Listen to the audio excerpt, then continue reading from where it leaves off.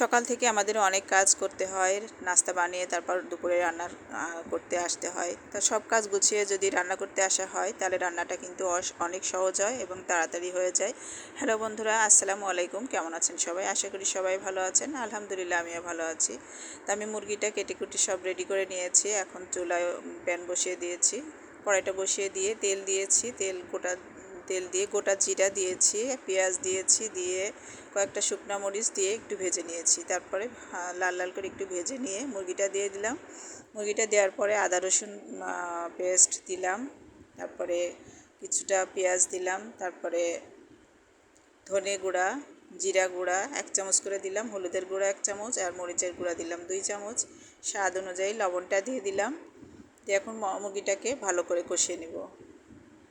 যেমন এখানে আমি গরম মশলা দিয়েছি, তেজপাতা, দারচিনি, এলাচ, লবঙ্গ এবং গোলমরিচ দিয়ে এখন সব কিছু একসঙ্গে করে ভালো করে কষিয়ে নিব।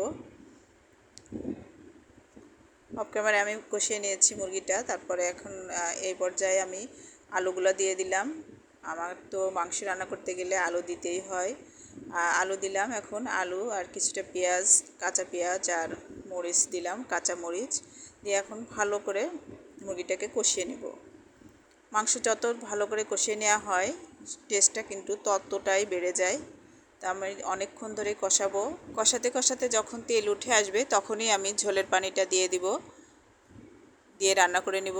তো আমার ভিডিওটি যারা দেখছেন, আমার রান্নাটা কেমন হচ্ছে, যদি ভালো লেগে থাকে আমার পেজটি ফলো দিয়ে লাইক কমেন্ট শেয়ার করবেন। আর যারা আমার ইউটিউব চ্যানেল থেকে দেখছেন তারা আমার চ্যানেলটি সাবস্ক্রাইব করবেন এবং লাইক কমেন্ট শেয়ার করবেন। এই তো আমার কষানো হয়ে গেছে মুরগিটা, আমি এখন ঝোলের পানিটা দিয়ে দিলাম, দিয়ে এখন রান্না করে নিব।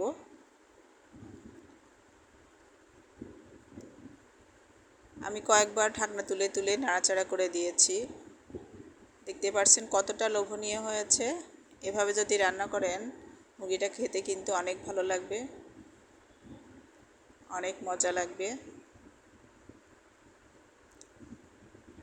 আমি এই পর্যায়ে একটু ভাজা জিরা গুঁড়া দিয়ে দিলাম, দিয়ে নামিয়ে নেব।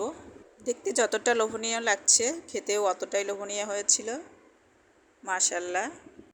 যে যেখান থেকে আমার ভিডিওটি দেখছেন সবাইকে অসংখ্য অসংখ্য ধন্যবাদ। সবাই লাইক কমেন্ট শেয়ার করবেন আর আমার পাশে থাকবেন।